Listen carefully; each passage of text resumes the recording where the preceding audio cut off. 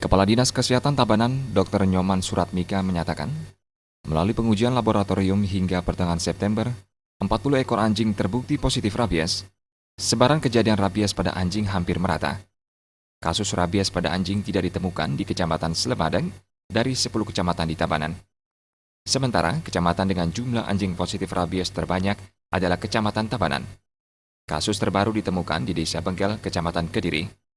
Menurut Dr. Nyoman Suratmika, anjing rabies banyak ditemukan pada anjing-anjing kecil yang baru diadopsi atau dibawa dari daerah lain.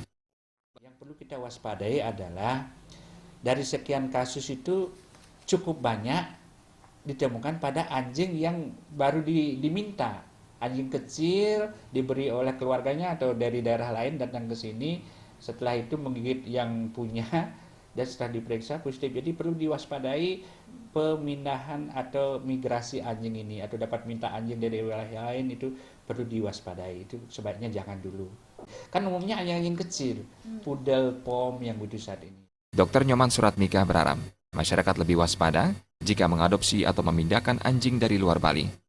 Selain itu, masyarakat diharapkan memelihara anjing peliharaannya dengan baik dan benar, dan tidak meliarkannya sembarangan. Jenny dan Setiawan, Bali TV.